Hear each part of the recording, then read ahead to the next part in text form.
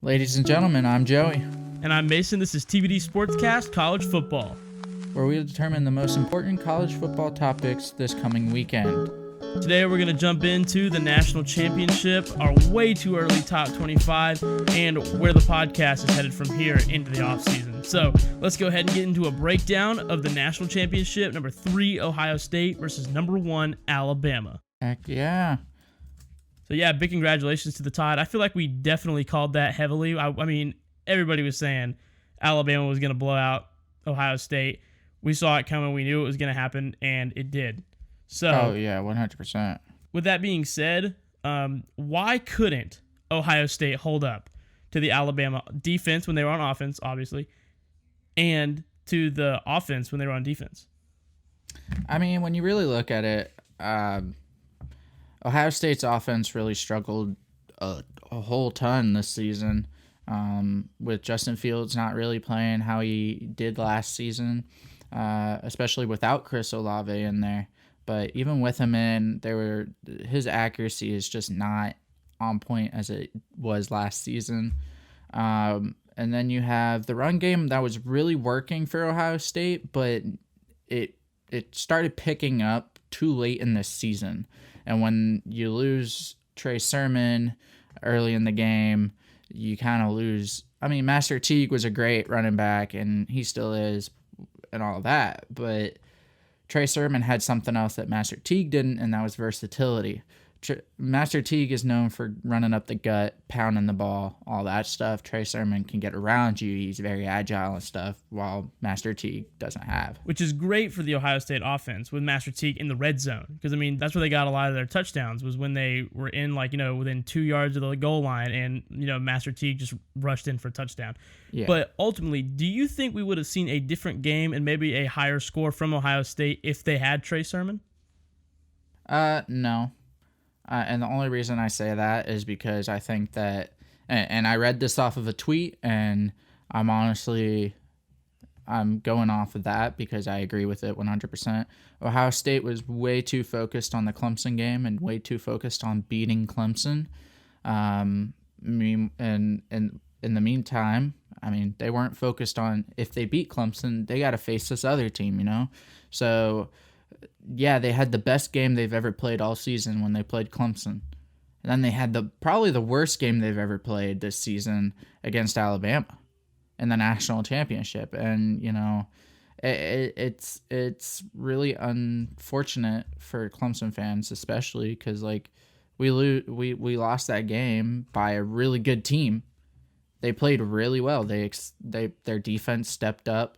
Their offense was exceptional. But they just executed really well in that game. Yeah, I mean, they were focused on that game. They were their mindset was beat Clemson. That's all they wanted to do this playoffs. They just wanted to beat Clemson. And it was like that person on Twitter said. It said that Dabo Swinney actually helped them lose the college football national championship because he got them so focused on beating Clemson that they weren't ready to play Alabama. Exactly, and I could pull it up right now. Dabo got Ryan Day to obsess over beating Clemson such that there was no energy left to prep for Bama. The end result is Dabo continuing to keep Ryan Day from winning a national title. Dabo really playing underwater Chinese 3D chess while Ryan Day playing Uno. You'll love to see it. Oh my gosh. And it's true. I mean, Ryan Day and the Ohio State football team was all focused on beating Clemson because of the game last year in the playoffs. Meanwhile, I mean, you could tell that Clemson was preparing for both games. And you could tell that Clemson is that top-tier team. But when you have a team that's focused on just beating you, they're going to focus on every single thing about you. So no duh, they're going to beat you. But they're gonna get their butts kicked the next game. And that's what turned out to be. And, I said last week when you were talking about, congratulations to Ohio State beating Clemson, and I interjected and, I basically yelled, because you ain't going to beat Bama. Yeah. And I am so glad that I called that.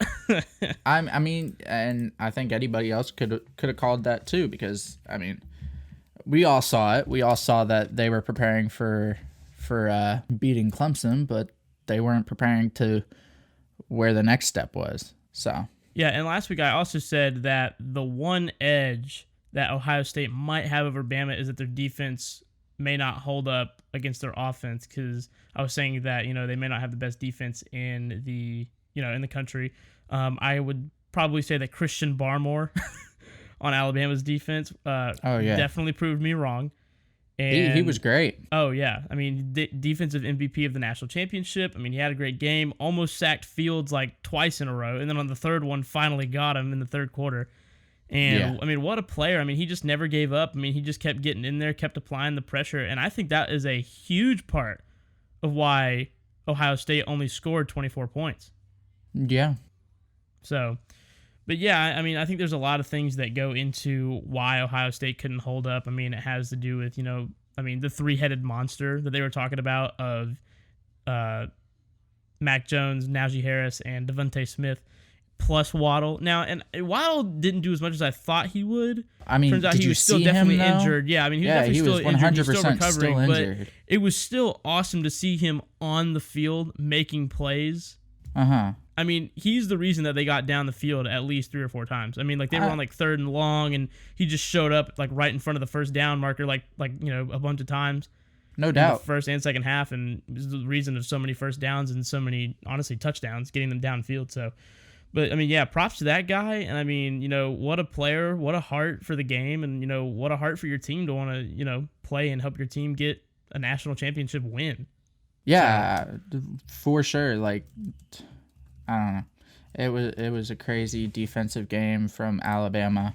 Meanwhile, Ohio State, who should have had the better defense between the two teams, did not show that very well. No, and that Alabama really hurt them. Yeah, that Alabama offense is just something else, and that's what I said last week. And I was saying, like, Justin Fields can't hold up a team all by himself. All he's got downfield is Olave, and I mean, yeah, sure, they got a couple touchdowns, but I mean, Devontae Smith was in there getting so many touchdowns until he got hurt in the third quarter.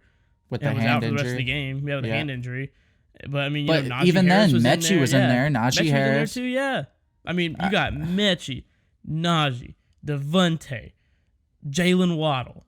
I mean, and really, game and so from Alabama. Yeah, definitely.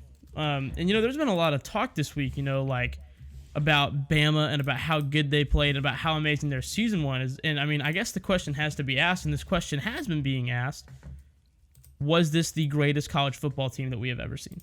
I knew that question was coming, and I can tell you right now, they can be up there, but they're not the best.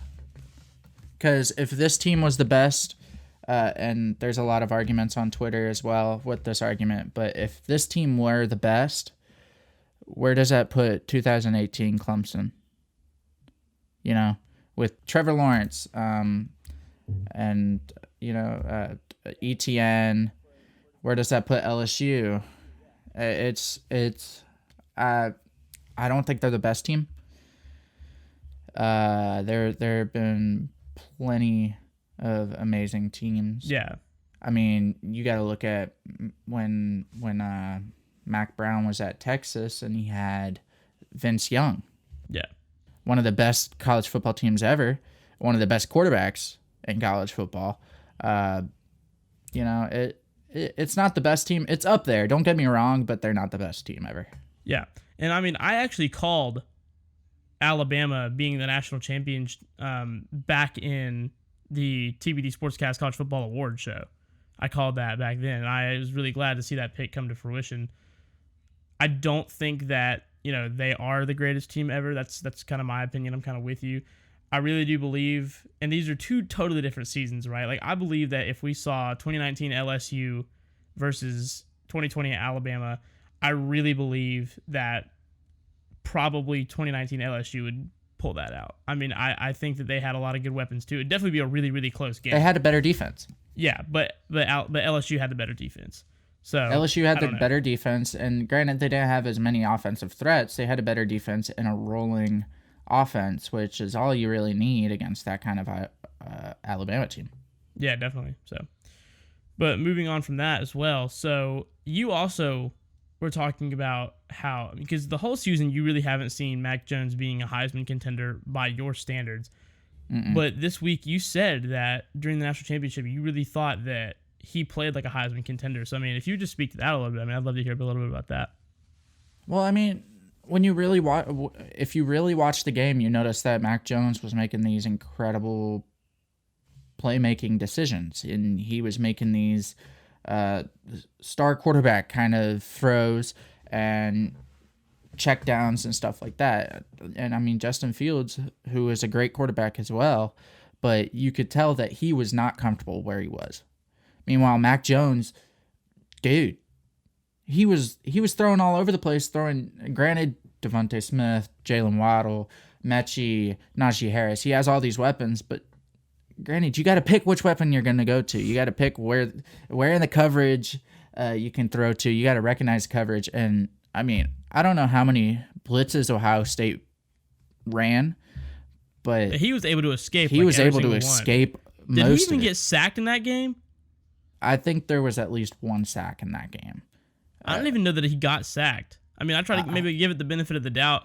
Oh, it was the fumble. It was the strip fumble. Yeah. That was the sack, yeah. So, I mean, but he outplayed Justin Fields, who's one of the better quarterbacks in the league, and not the best, but one of the best. Yeah. And he just really showed that he deserved to be there compared to some other players.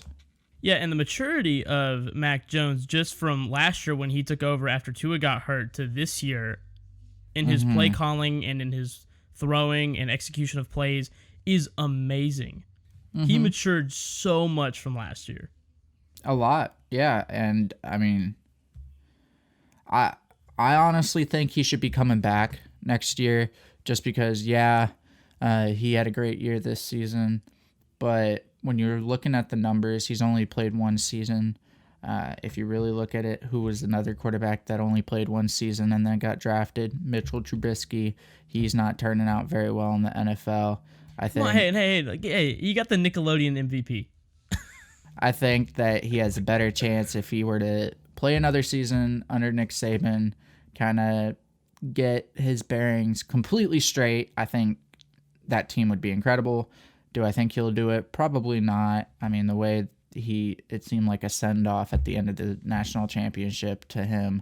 So, but I think he should come back. But he was a great player, the final game at least. I don't think he was as good as he was in the national championship all season, but I think he was a great player that game. Yeah. So another big question in the sports world, has been coming out this week. Why was Ohio State even here in the first place? And there is a lot of reasons, and we have gone through a lot of them, in the past couple episodes. We've been talking about this ever since Ohio State honestly played their first game against Rutgers and got blasted from 6-3. Yeah. And it's ridiculous. And so we've come up with a couple of reasons. So first off, our first reason for this is because they played pretty much not even really half a season, if you look at it. They didn't. They only played 6 games. And that was before the Big Ten Championship. They played 5 games before that. And I've heard a lot of things like, well, there was COVID, you can't control it, like all this different stuff. Well, yes, COVID, but that's actually not quite true. And here's why. The first reason for that is because when Ryan Day got COVID, they canceled their game. They didn't have to do that. I mean, look at Bama. Saban got COVID, Steve Sarkisian came in, and they won the game wasn't that against Auburn? Yeah, that was the game against Auburn, and they won the game by a huge margin. So Ohio State did not have to cancel that game because their head coach had it. Bama did the same thing. They brought in their OC to coach the game, and they won. Ohio State could have won that game. Clemson lost their offensive coordinator in the playoff game. For the playoff game, and they still played. Exactly. They said, we're still playing. Yeah. Clemson lost Trevor Lawrence, their star quarterback, future number 1 NFL draft prospect. He was out 2 games. We still played. We won 1 game, and we barely lost the other one. So my thing is they were given the playoff spot. I mean, they didn't even play half of this season. if you really look at it, until the rules got changed in the Big Ten to where they played their conference game. Then they got half of a season done with 6 wins, barely pulling out that win in the Big Ten championship. And then, it was 10-20 against Northwestern. Yeah. And so another reason for the COVID thing is also because them and their conference tried to bully all of the other conferences into not playing this year. Yeah. And when nobody else did that, then they were like, oh, okay, we'll play in October. So you have to think about this. They played in the CFP after literally starting like halfway through October, when all of these other teams have been playing since like the last weekend in August. SEC started like mid-September. But I think Clemson was already at 4 or 5 wins by then. Yeah, exactly. And so that's a huge thing. And so the other thing with that is, like you were saying, the only reason the Big Ten changed the rules for them is so that the Big Ten could have a playoff contender. That's it. They wouldn't have done that for anybody else. The Big Ten championship should have been Indiana and Northwestern. Mm-hmm. The only reason that they changed the rules for Ohio State was so that they would have a playoff contender. They did not deserve to be there. So when a lot of people ask me and they say, what do you mean we had it handed to us? That's what I'm talking about. You are only in the CFP because the Big Ten wanted you there. That's it. I mean, if you really look at it, if it was Indiana and Northwestern, with Indiana having that one loss, they wouldn't have changed the rules for them. No. With Indiana as a one-loss team, they wouldn't change the rules because they didn't have a chance at the playoffs. But because Ohio State had that shot at the playoffs, they changed the rules in which they could contend, and of course they're going to beat Northwestern. Yeah. I mean, but still, they barely beat them. That was a struggle win. They only beat them by 10 points. It was literally 20-10. And so the next reason, so now we move into the college football playoff, right, where they're going to play Clemson. So they beat Clemson. Oh, yay, Ohio State, woo, we beat Clemson. They were a fresher team. Ohio State, you were a fresher team. You just came off your 6th game against Northwestern. Your strength of schedule was crap, frankly. So, yeah, sure, you beat Clemson. Okay, you just dominated like 6 other sucky teams minus Indiana. Okay, and you barely dominated Northwestern. And like I said earlier, you put all focus on beating Clemson, and it put you in a position where you got destroyed in the national championship. If I'm being completely honest, Ohio State's a good team, and they did deserve to be in the playoffs if they played the right amount of games. But just due to they only played 6 games by the point they hit the playoffs. Technically, they were at 5 games till the rules got changed for them. They didn't deserve to be there, not because they're a less talented team, but because their name really got them into the playoffs. Yeah, definitely. Their talent didn't. So something else that people have been asking me too is well, who else could have beat Clemson? Who else could have played Alabama and it been a good game? Nobody else could have done that except for Ohio State. And that's where I come in and I say, okay, well, Florida literally was within 6 points of Alabama at the end of the SEC championship. So Florida would have played a better game. Texas A&M would have played a better game, I think. Now, and again, I'm not trying to say, SEC run the table and put all these SEC teams in here. I'm still under the belief that SEC is the toughest conference. I'm not saying that as a woohoo, go SEC thing. I'm just saying that as a factual, I feel like we have really, really good teams and we're known for that. And me and Joey have even talked about before, we don't want it to be based on conference. We don't think that, it should be one team from every conference. It should be, if you're the best team, that's where you should be.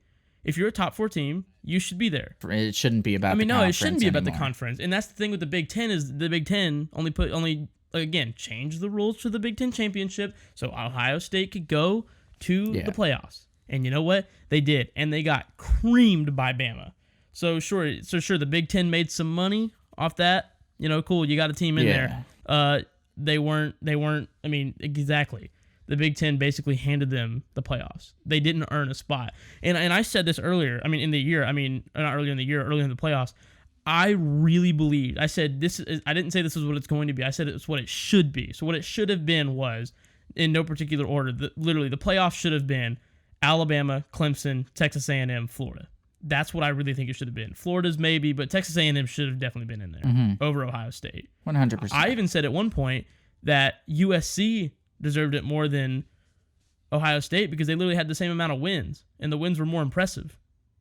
So I'm not going to go that far.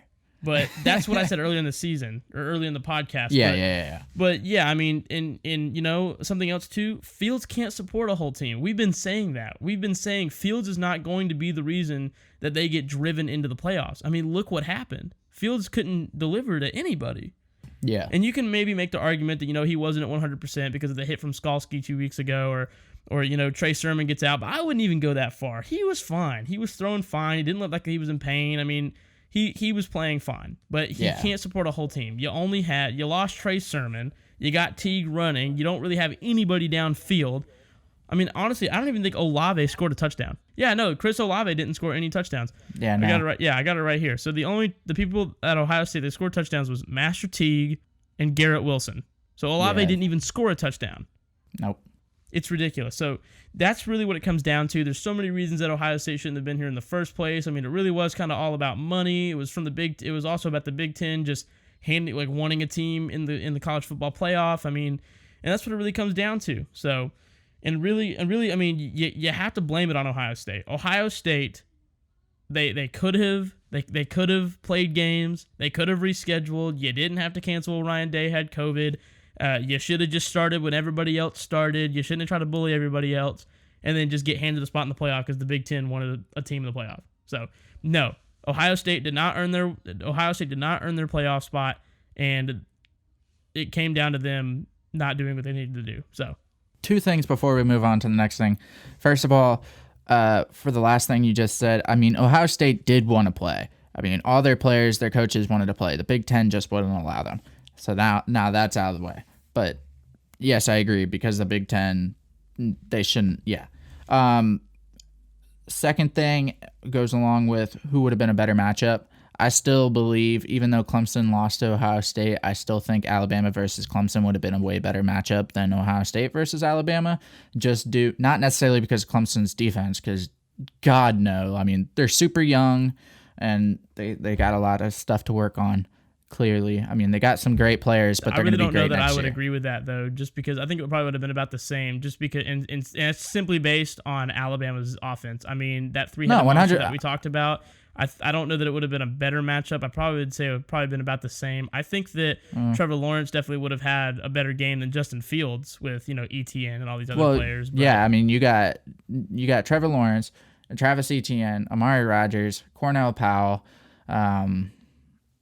other guy, I'm forgetting his name. But, I think Clemson's offense would have done a lot more than Ohio State's offense did. Maybe not their defense. I mean, I think their defense could have done a little bit more because Brent Venables has a better defensive scheme than Ohio State does. Theirs is just either play zone or blitz. It's one of the two. Meanwhile, Clemson has these very intricate defensive plays that aren't just one play. It's like multiple plays put into one. It's crazy. But yeah. On to our next topic, our way too early a top 25. This is actually something we're really looking forward to because we've been seeing a lot of way too early top 25s out on Instagram, Twitter, ESPN, Facebook, CBS, all these people on Twitter. And I'm not going to lie, some of these way too early top 25s are absolutely insane. Well, to be fair, I feel like they're all kind of insane just because nobody really knows for sure yet. I mean, that's why it's called way too early. I mean, nobody really knows, but also it's one of those things too where it's just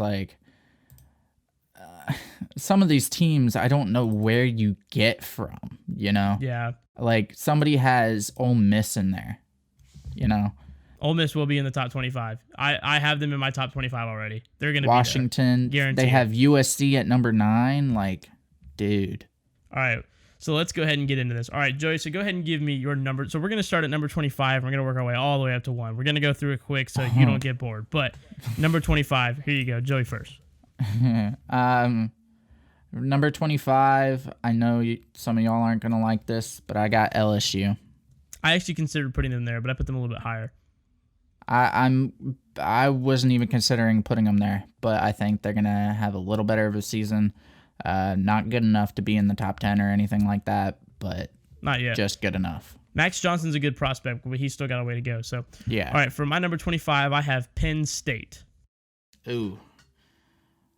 You see, that's a team I wasn't gonna put in, but I still put in. But yeah. I agree. Yeah. So yeah. 24, I got Oklahoma State. Any particular reason? No, it's Oklahoma State. Perfect. All right. They're Number 20. probably going to start off in the top 25, and no matter what, they're going to find a way to keep them in there. Yeah, for sure. So my number 24 is Louisiana Raging Cajuns. I got them a little bit higher. 23, I got Wisconsin. Because, I mean, Big Ten, Wisconsin's normally a lot better than they were this past season. I think their offense is going to step up. Their defense is going to be a lot better. I think COVID really killed them. Yeah, I completely agree. So my number 23 is LSU. LSU will have a lot of starters from this year that are going to be leaving. They're projected, including Jacoby Stevens, wide receiver Terrace Marshall. A lot of those guys are going to be out of here, so we won't see them. We will see the 8 offensive, 8 defensive, 1 special team starter coming back, and I think that will probably give them a pretty good edge, but I'm not sure yet. Still waiting to see. I mean, they were a super young team this year, though, so Yeah. we'll be seeing a lot of familiar faces, but necessarily starting, we don't know yet. Yeah, definitely. Number 22, I got Iowa. Iowa's always in that in the talks of top 25 just due to they're a good team. They just don't have everything set up yet. They're a school that always puts out great tight ends, just like Notre Dame. They also have some good edge rushers on defense, so I think they're going to be in the top 25. Again, not good enough to be in the top 20, though. Yeah. My number 22 is the Liberty Flames. I feel like they're going to be losing some people, and I feel like, with the COVID season, I don't know that they're going to be coming back as strong with everybody coming back and being stronger next season. And that's something else to consider for these top 25s, too, is when you look at this past season, I mean, yeah, they might have been really good, but you got to remember a lot of people opted out. A lot of teams were not doing as well as they usually do. So Yeah. but that's something to think about. So yeah, on to number 21. 21, I got Liberty. Like you said, they're losing a lot of people. They still got a great coaching staff. They got a good offense. I mean, that run game is absolutely lethal at that school. But their defense, they're losing a good bit of people. So I'm interested to see if it's going to be as strong. Absolutely.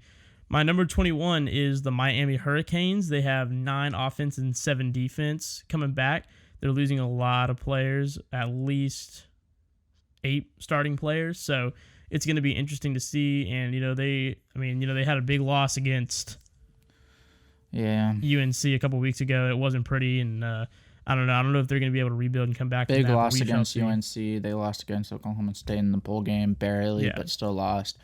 I kind of agree with that. I have them a little bit higher only because De'Aaron King is returning.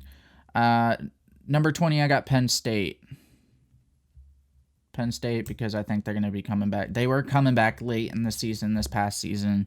A little too late if you ask me, but they were coming back a little bit this late in the season. And I think next season they're going to have a few things set up pretty well. Granted, that's give or take if their coaching staff is not doing things illegally. Yeah. Like some cases are saying. Yeah, definitely. So my number 20 is Coastal Carolina. You still got Grayson McCall coming back, and he's going to be, he's a great quarterback. And, you can't, like we said last week, the bowl game against Liberty really did not showcase how good the Coastal Carolina Chanticleers are. I think they're going to build right back up. I hope they can go fully undefeated next season.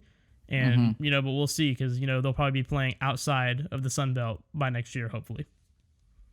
Number 19, and call me crazy, I got Boston College.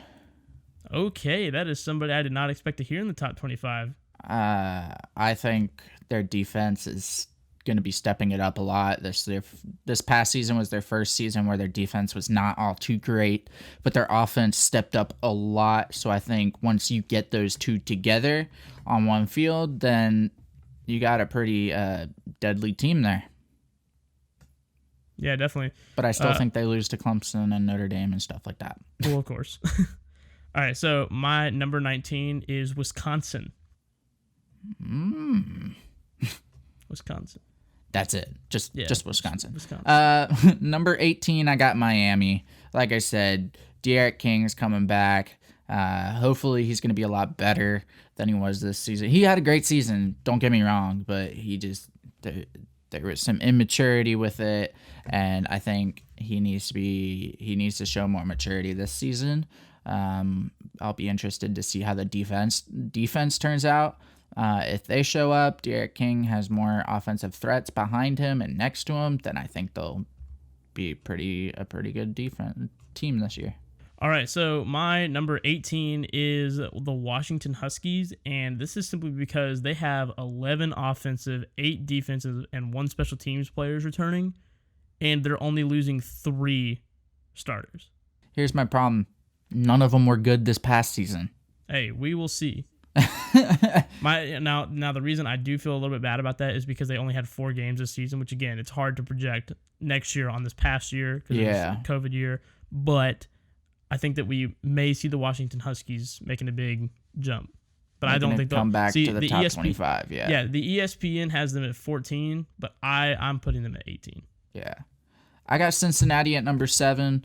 I think they're still going to be a good team. I just don't think they're going to show what they need to show to be title contenders like they were this past season. I think, like you said, a lot of people are going to be coming back playing, and a lot of programs are going to be full again, so I don't think it's going to work for the best for Cincinnati. Yeah. Number 17, I have Iowa. They got 6 offensive, 6 defensive. This may be a little bit of a stretch because they're losing a lot of people, but I'm feeling like that's probably where they're going to be put right there. I gotcha. Number 16, I got Coastal. No explanation there. You already went through it. Woohoo. Number 16, Notre Dame. Yeah. The ESPN had them at 15. I kind of agree with that, but I think they'd be 1 back, so I put them at I put them at 16. They're going to be going into, back into their own conference next year. They're not going to be a part of the ACC. Yeah, they're going to be going into independent. They're not going to be ACC anymore. They're losing Jeremiah Owusu-Koramoah. They're also losing possibly Ian Book. Yeah, so it's looking like it's not going to be pretty for the Notre Dame, but it's Notre Dame, so they're probably not. They got a great running back, so yeah. I mean that works out. 15, I got Louisiana. Like you said earlier, you already went over it. At number 15, I have the Florida Gators. So wow. Yeah, number 15, I have the Florida Gators. I mean, you got to look at everybody they're losing. I mean, they're losing Kyle Trask, Kyle Pitts, Kadarius Toney, Trayvon Grimes, Kyrie Campbell, Marco Wilson, Kevin McPherson. I mean, they are losing a lot of people. But that's always been every season with Florida. They always lose a bunch of people, and they come back with a bunch of other good people. So I mean, yeah, they do have a lot of key additions coming in here, and the ESPN list had them at 16, and I have them at 15. So I flipped some. We kind of flipped Notre Dame and Florida, but yeah. I really believe that. I think they're going to be starting at 15. Yeah, 14. I got Notre Dame. Again, they're losing Ian Book, but they got a good run game. They're losing their key defensive player, but they have everybody else there. So yeah. Number 14, I have the Oregon Ducks. They're losing a lot of people, but I think they're probably going to make a comeback, at least come back in the Pac-12. I don't know if they're going to be really big playoff contenders next year, but that's just kind of where I got them. Number 13, I got the Oregon Ducks. I think their offense is going to be coming back. And their defense has definitely stepped up a lot. And this season it didn't show very well, but you could definitely tell after seeing the Oregon Ducks play for so many seasons that this year's defense is a lot better than previous years. Definitely. And at number 13, I have the Texas Longhorns, pretty much for one big reason. Steve Sarkisian. Great offensive coordinator. I think he's going to do insane things at Texas. I think we're actually going to kind of see a little bit of a comeback from Texas. Again, don't know that they're going to be playoff contenders, but also they have this great wide receiver who's going to be coming in, Bijan Robinson. He played, really, really well in their bowl game against Iowa, and I think that they're going to be doing amazing things next season. All right, so number 12, USC fans, don't get too excited, but I got you at 12 right now. The USC Trojans, I think that their offense is going to be stepping it up. And with the amount of close calls they had last season, they at least got to expand those wins a little bit more. So I got them at 12. Not happy about it, but whatever. So don't call me crazy, but at number 12, I have Ole Miss. I think that the way they played this season, especially like with Lane Kiffin being a coach and that great quarterback they have, making huge plays downfield, honestly almost beating Alabama, being really good contenders to play Alabama and almost beat them, I think that we're going to see them come back. I think that they'll probably be starting pretty high. And also, they beat Indiana in their bowl game. So I don't see it, and also that's without Penix. Speaking of Indiana, I got Indiana at number 11 with Penix Jr. as their quarterback. I think they're good contenders against Ohio State again. All right, so at number 11, I have USC, the University of Southern California. They have 8 offensive starters and 8 defensive starters returning, and they don't have that many people leaving, and I think that they're going to be a pretty good team to be at 11. Again, not into the top 10, but you may not agree with that, but I think that's where they're going to be. So, all right, moving into the top 10 now. So, all right, go ahead and hit me with your number 10, Joey. With their new head coach, I am choosing Texas at number 10. Interesting. I think they have a great offense. They have a few defensive recruits still looking at them that are 5-star, 4-star recruits. If they can grab them, they're going to be a very competitive team. And now thinking about it, in my top 10, I have a lot of Big 12 teams. But yeah, so I mean, they're good this past season, so. All right, so this team's fans can get mad at me all they want to, but they know it's true. At number 10, I have Ohio State. Yes, sir. Yeah, I mean, they're losing Justin Fields. They're losing Trey Sermon. I mean, they're losing Sean everybody Wade. They're losing a lot of people that are really, really good and make this team, come alive. Yeah. And I really believe that, they're not going to be able to, sure they have a bunch of good, people coming back in, but you got to remember, you may have good recruits coming in and stuff like that, but they are not. They're young. They're young. They're young. They're not going to match the talent of what you have now. Yeah, no. Especially in this offseason, with teams like, Georgia, Alabama, Clemson, Oklahoma, all these other teams above Ohio State, I think, that are going to be, who have a lot of their starters coming back. Like we just found out today, Georgia has Zamir White coming back for another season. James Cook coming back for another season. So, I mean, just teams like that, having all these starters that are actually coming back that have played big roles in these teams, Ohio State doesn't have that. So, they're losing everybody. So, and I mean, even with Clemson, their backups have already played a good bit to the point where they're ready to start no matter what. Yeah, and I swear, if Ohio State comes out and they're starting in the top 4, I mean, that is so wrong. So bad. It is. So, I don't think it's right. I don't think it's fair. They don't have enough to really say they're a top 4. Yeah, no, that would be another instance of Ohio State getting by on their name. So, but moving on to number 9. Number 9, another Big 12 team. I really liked them a lot this past season. A lot of people have them low on their list. I have Iowa State. I think they're not going to have Breece Hall anymore, but I still think they're a pretty great team. Their quarterback, absolutely incredible this past season. Their defense really stepped it up a lot. And I think even though Breece Hall is out, he wasn't too big of a go-to person towards the end of the season. So I think next season they're going to really show that they're fine without him. Definitely. So my number 9 pick is the Cincinnati Bears. I think that they played a great season, and I think that their recruiting is going to be really good this offseason. I think they're going to do a lot of work with their people. They don't have that many projected losses. They have 8 offensive starters returning, 7 defensive starters returning. I think that we're going to see the Cincinnati Bears the Cincinnati Bearcats do a lot of good stuff next season. Mm-hmm. At number 8, I have Ohio State. I think that, like you said, they're losing a lot of people, and also I'm putting them there because I think they belong there without just their name. I think that, Ryan Day, whatever, but a coach can't do it all, right? I mean, and they have some good recruits coming in, but they also don't have as many as the schools I have above them. Hence why I have them at number 8, because sure, they have a good recruiting class. They're number 2, I think, right now, but where are they going to put them? they're recruiting people that they already have positions filled for. So I mean, it's I got them at 8. Yeah, definitely. So my number 8 pick is the Indiana Hoosiers. We are going to see Felix Penix Jr. return hopefully next year, and we're going to see him play some good football, hopefully. We only have 3 projected losses from that team. That is not a lot. That is a lot of returning players. I mean, that is 9 offensive players returning, 10 defensive players returning.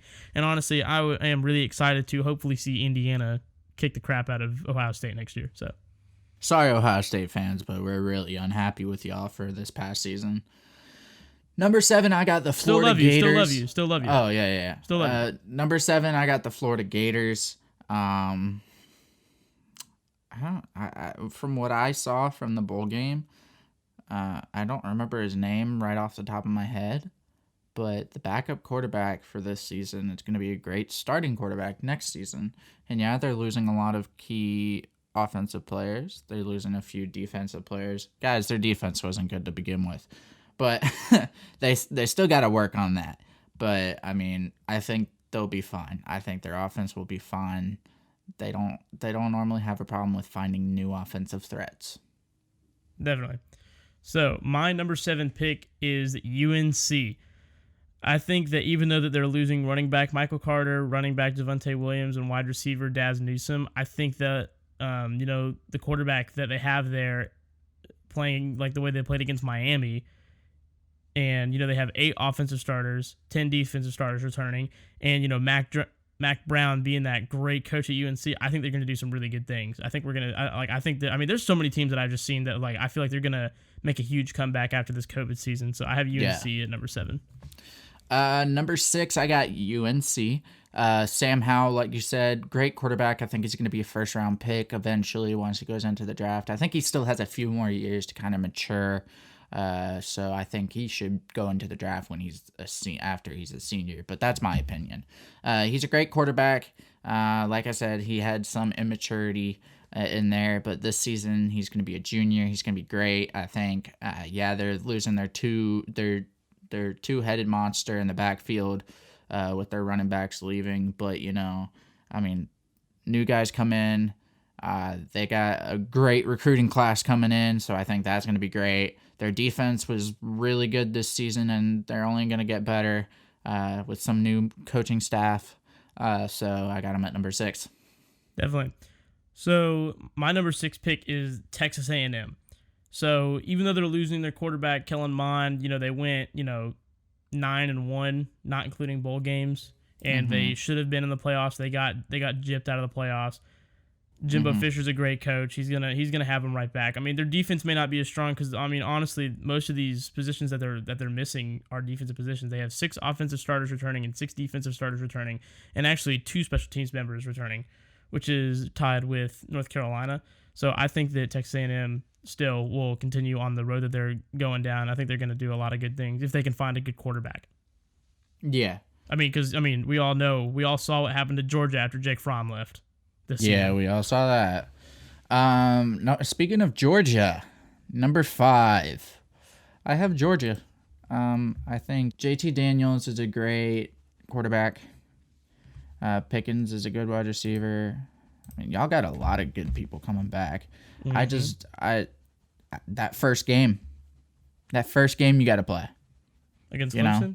They ain't ready. They don't want the smoke. I think with the amount of people that are actually coming back to Clemson, I think there's a small problem there. But y'all are a great team, don't get me wrong, but I think that first game is what determines whether you're a top 4 team or top 10 team. Yeah. So at number 5, I have Oklahoma. I think that because they have 6 offensive starters returning and 8 defense starters returning, I think their defense is actually going to do a lot more, even though that they have a lot of defensive players. Well, not a lot.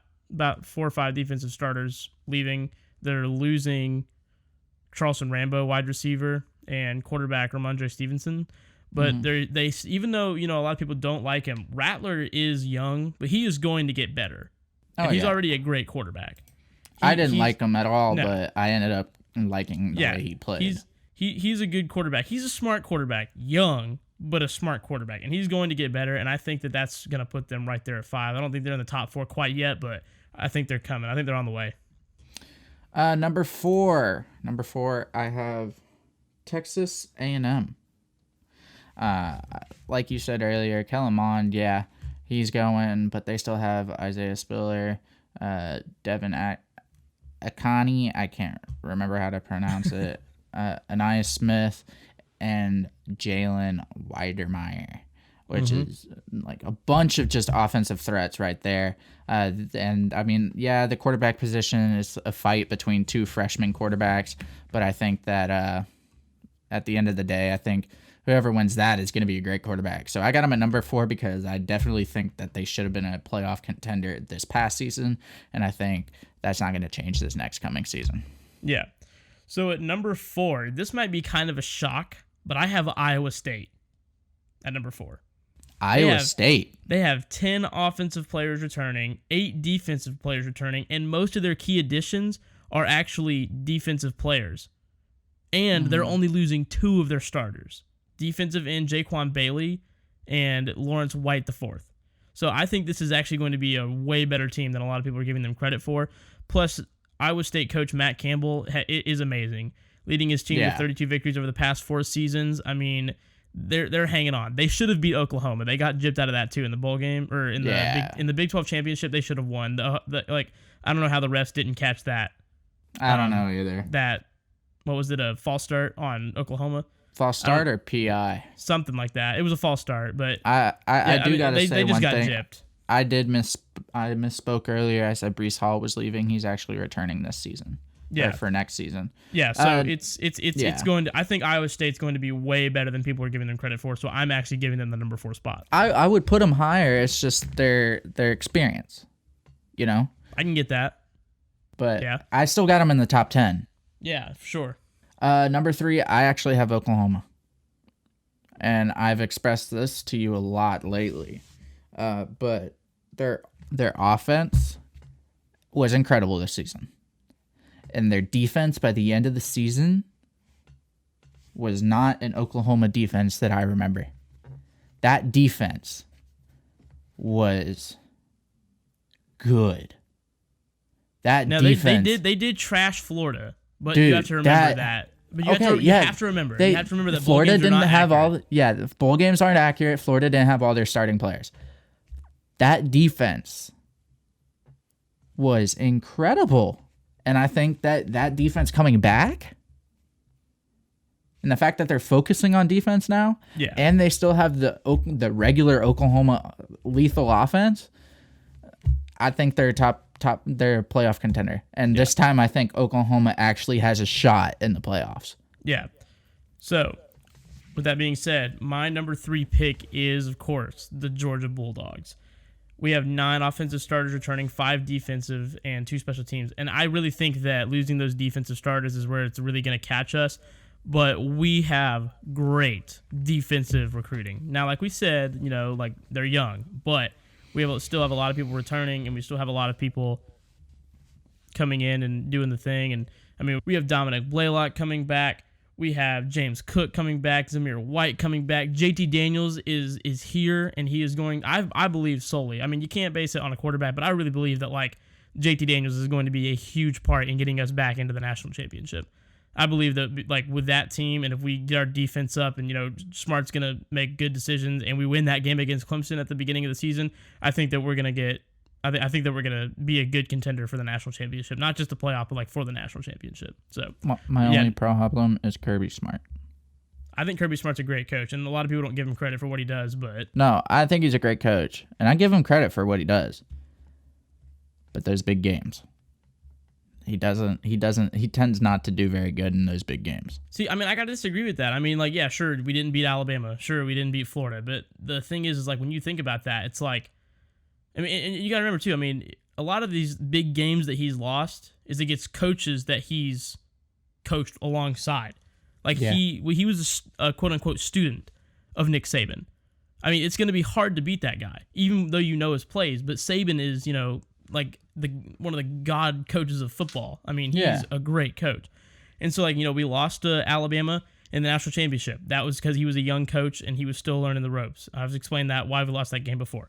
Against Alabama this season. I mean, that's a tough game. You don't have a really good starting quarterback. You don't do everything that you need to do, and I mean, that's just what it comes down to. Florida, same thing. We lost the best quote unquote starting quarterback that we had, and then we had to put in our worst starting quarterback. So I mean, really, I mean, when you look at those games, I mean, really, I mean, I'm not gonna blame that on the coaching. I'm gonna blame that on first. I mean, maybe the national championship game against Alabama, but in 2020 against Alabama and against Florida, that's where I'm kind of like, that's not his fault. Yeah.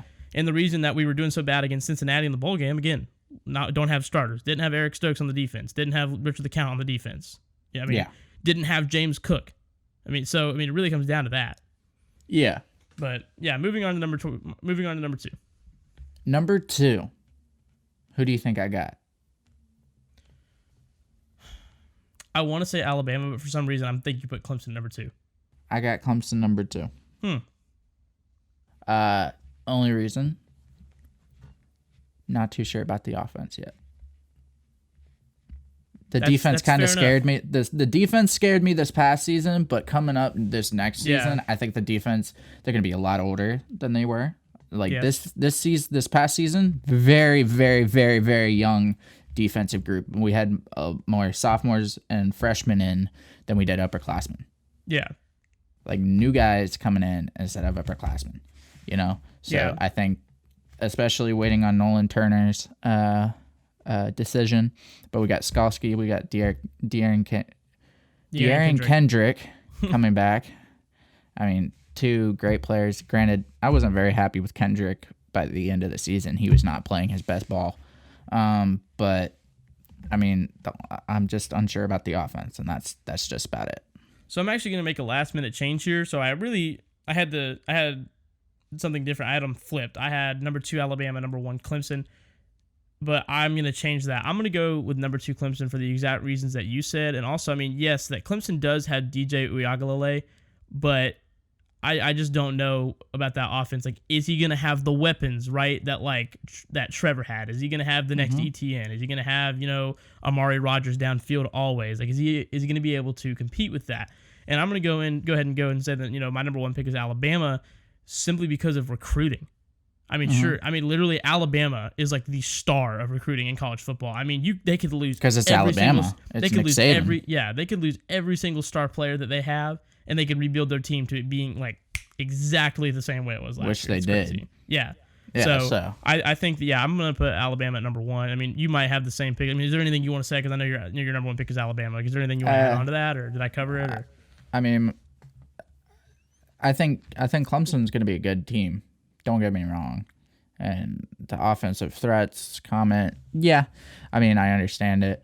I put them there because I'm unsure about both teams, actually. Yeah. I'm unsure about Alabama. I'm not too sure where they're going to be next season because they're losing possibly 3 to 4 Heisman contenders.